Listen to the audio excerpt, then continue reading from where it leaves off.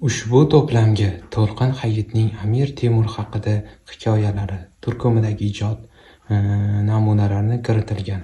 Buyuk davlat arbobi, sohibqiron nomlarini qozongan sarkardaning hamma ham bilmaydigan yetuk ma'naviy qiyofasi u haqidagi tarixiy badiiy rivoyatlar orqali oddiy, sodda ravon tilda yoritib beriladi.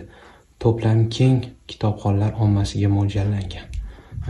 To'lqin Hayit Amir Temur haqida hikoyalar. O'g'lingizga bilganimni o'rgatib bo'ldim. Endi uni Samarqandga, Amir Kulor huzuriga jo'natmoq kerak. U zot sharifning quvvai hofizasi bizdan kuchliroqdir. Xohlasangiz noma yozib berurmen. Qisqagina qoidali qo'llanma deylik.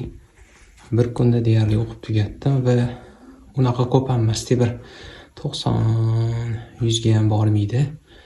Juda ham ajoyib qo'llanmalardan bittasi. O'qiganlar bormi? Rahmat, sizlar bilan Sirojiddin Hamidov bo'ldi.